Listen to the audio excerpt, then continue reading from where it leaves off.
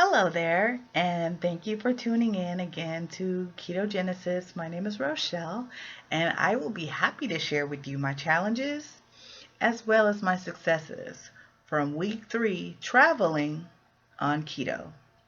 This week, for my job, I had to travel from California to Detroit to go to a conference for my specialty. I, because of the anxiety that I had about getting on the plane, I did not prepare myself appropriately. What I should have done is to make sure that in my carry-on bag that I had some beef jerky or cheese sticks or sunflower seeds or something to tide me over. But I was so stressed about what this plane was going to look like, this plane ride was going to look like. I feel like I'm a little claustrophobic, so I was concerned about being confined in such a tight area for an extended period of time. I had to leave for the airport from my house at 3 in the morning to arrive at the airport by 4, with my plane leaving at approximately 6. So I get to the airport. I see my colleague. I greet her. I put my bag down, and I was going to get a cup of coffee. I thought that was a good idea because coffee, it usually satisfies my appetite.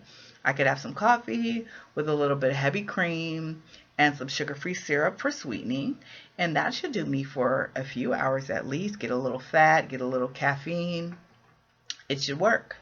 Unfortunately, the line for Pete's Coffee it was ridiculous. There had to be 20, 30 people in the line, and so another kind lady suggested that I try the little mom and pop that was not too far away. So I go down to the mom and pop, only 2, 3 people in line. I order a cup of coffee. He said it's Pete's. Not sure if it really was Pete's or not, but I get the cup of coffee. He has, of course, no heavy cream, of course, no sugar-free syrup, but he did have some half and half, and then he had packets of equal and sweet and low. Thankfully, I had a couple of packets of stevia in my purse, so I take the coffee, put a little bit of half and half in, put a little bit of my stevia from my purse in, and I drink it. The coffee is bitter, it is weak, and it is murky. I'm not exactly sure how they were able to hit those 3 all in the same cup, but needless to say, I did not drink the coffee because it wasn't satisfactory. One thing that I've noticed about myself is since I've been on keto, that I feel like my calories and my nutritional content is intentional. And if something does not taste good to me, I would just rather not bother and um, waste those calories on something else and not something that doesn't taste good. So I could not scoff down the cup of bitter, murky, and weak coffee.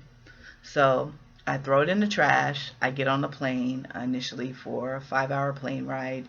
The only offerings they had available were some Biscoff cookies, which I absolutely love.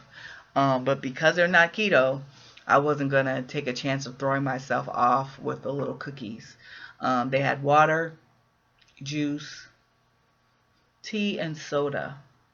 And so I got a diet soda with ice, which I haven't had anything except for water and maybe 1 or 2 teas since I've been on keto. I don't necessarily think the diet soda was the best option for me. I've read some things that say that sometimes it affects people and sometimes it doesn't affect people.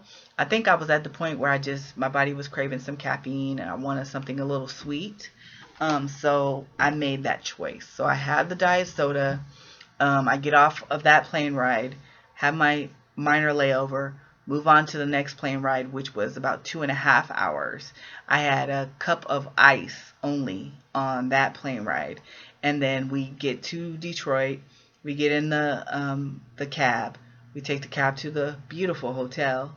And then we check in, we go into our rooms, and we decide to order in. We ordered from a hot wing place. I really wanted hot wings. I opted not to have them because most hot wings that you have in a commercial establishment are coated in flour. I didn't want to take the chance that I would knock myself off of keto by having some hot wings. Excuse me, I'm so sorry. I have jet lag and I'm still tired, so forgive me for that. So, instead of having hot wings, I ordered a sirloin cheeseburger with lettuce, tomato, and pickle. And then I had a side of celery sticks. They bring it to the hotel. I take it back to my room. I scoff it down. It was actually delicious. But unfortunately, because I had eaten so little throughout the day, I went to bed hungry, which is the first time that that's happened since I was on keto. I woke up the next morning knowing that the hotel had breakfast. They had eggs and protein and yogurt, and they had a whole host of things. I grabbed some scrambled eggs and some Canadian bacon, but unfortunately, in class, I didn't have time to eat it. For lunchtime, they brought in some sandwiches from a local deli. I just got rid of the bread, ate the protein. They actually had some homemade sauerkraut, which was wonderful, and homemade pickles. So I had that, and I was satisfied on that. And then after class was over, a couple of girlfriends and I decided to kind of see the town. So we walked the streets. We went to beautiful bookstores and tea rooms and coffee shops and just kind of hung out. For when it was time for dinner, we went to a couple of different places because they had rows and rows of sidewalk cafes. This place, if you ever have a chance to go to Michigan and visit Ann Arbor, beautiful, beautiful place. So we went and checked out a couple of menus, and nothing just really seemed to work out for me. And so my friends finally were famished, decided that they wanted to go to a Thai restaurant. And so I ordered something with coconut milk and chicken and peppers, and it was delicious. But because I didn't know what was in it, I decided that I was not going to eat it. Not eat very much of it anyway. So I started drinking down the water, and then my girlfriend reminded me that Detroit at some time had some issue with water. And so we weren't sure if that had been rectified, and so we didn't think it was safe to drink the water. So after my friends finished eating, we left the restaurant, went next door, got a big bottle of water to take back to the room. And so we walked back to the room, go to bed. The next day, we get up for hotel breakfast. This was our last day. I had scrambled eggs and sausage. They also had salsa, cheese, and sour cream. So I grabbed all of those things to have with my eggs. It was actually delicious. I had a cup of coffee, went to class. They ordered from the same deli. So I again gutted the meat, I gutted the bread, and gutted the sandwich, ate the meat with the homemade sour cream and the pickles again, and I was satisfied until it was time for dinner. That night, my traveling companions left. They had other things to do, and so I was not leaving until the next day. So I ordered in, and I ordered a burger online with the app on the phone. And then almost immediately I get a telephone call from the restaurant with the young lady who says that they cannot complete my order. When I asked why, she said, because we don't have iceberg lettuce. And I said, what does that have to do with anything? She said, well, when people order protein style, it's always iceberg lettuce.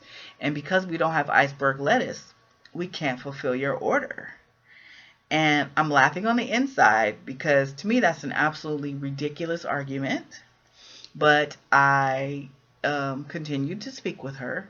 And then finally she put me on hold and she went to talk to a manager who told them to please fulfill my order.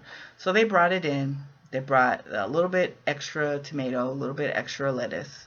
And so I ate it. It was delicious. And then I went to bed. I had a very, very early flight in the morning. So another day with no snacks in my bag for the airline ride. I get on the plane I get off the plane. I get on the plane again, same type of situation with the layer over as the first time. And by the time I landed back in California, I was absolutely famished. I was trying to figure out where I could go to get me something to eat, and then I remembered Chipotle. So last night for dinner, I had a Chipotle bowl with their wonderful chicken, and I had them put the vegetables on it, and I had lettuce, sour cream, medium salsa, and guacamole and cheese, and it was delicious. It was the first time that I had actually been famished on keto. So I get back to my parents' house. I'm guzzling down water. I think on the entire trip that I was in Ann Arbor, I probably maybe had 16 ounces of water total. So my body was just really, really craving some hydration. So I drank water. I ate some ice. I've told you guys before that I'm an ice muncher. And I get in the car and travel home. As soon as I got home, the first thing that I saw in my entryway was my scale. Was it a good idea to get on the scale at 7 o'clock at night, fully clothed, with just finishing eating that big Chipotle bowl? Probably not.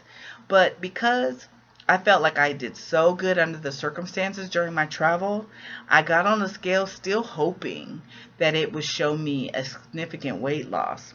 What it actually showed was the absolute opposite. My scale had gone up about 4 pounds total. So I sit down on the couch and I put my feet up and I look down at my ankles, and my ankles are swollen. And then I realize in my discouragement that because I had not appropriately hydrated myself, my body was not about to release any more weight. So, what did I learn? That our body is made up of a great deal of water. I think it's like 70% or something of that nature. And they tell you with every type of healthy lifestyle plan there is, drink water, drink water, drink water, drink water. So if you think that it's not important to stay appropriately hydrated while on keto or while on Weight Watchers or while on any other type of healthy lifestyle plan that you're on, think again. It's really important to make sure that you are flushing out whatever is in your system, and giving your body the liquid hydration that it needs. So what else did I learn? That what I should have done when I realized that I would be in Detroit was to find out where my hotel was and search the restaurants in the area and create a plan. What I should have done when I realized that I was getting on a plane is to, in my carry-on bag, put some beef jerky, some cheese sticks, some snacks, so that I would have a steady flow of calories while I was traveling. What I should have done was a lot better job of making sure that I got some sleep. Because I was on East Coast time, on Thursday night there was a Warriors game. Go Dubs. And so I stayed up till after midnight watching the game. And then after that, it took me a while to go to sleep. And then by the time I woke up, I was absolutely exhausted. So between poor planning, lack of hydration, lack of sleep, I did not set myself up for success on keto this week.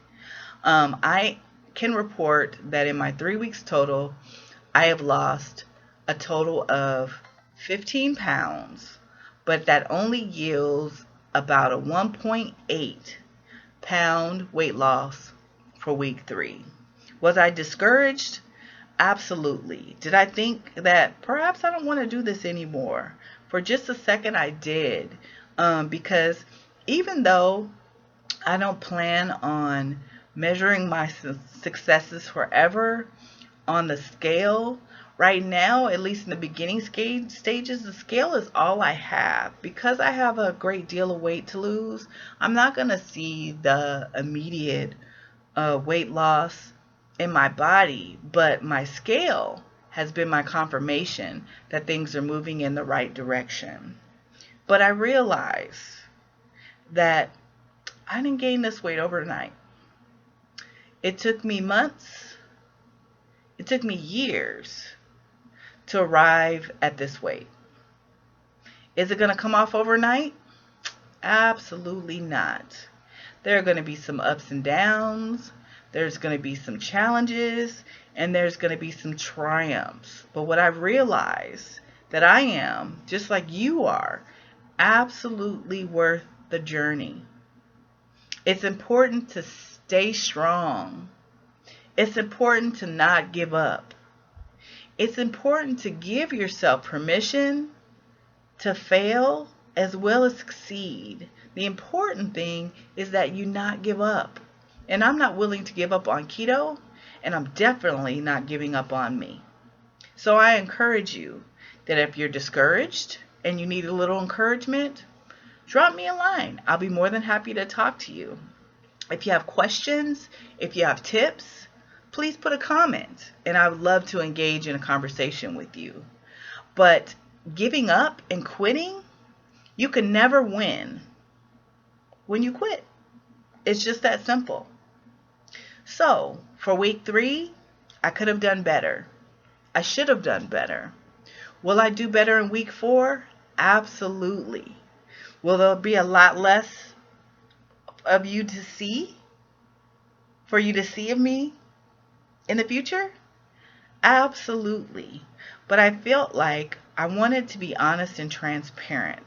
So I thank you to my Facebook girlfriend for encouraging me to make sure that I share my ups and downs. I appreciate your support. I appreciate anyone who's listening.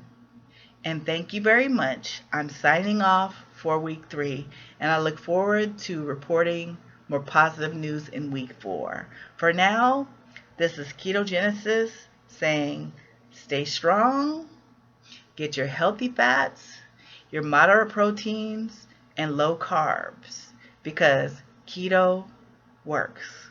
Good night.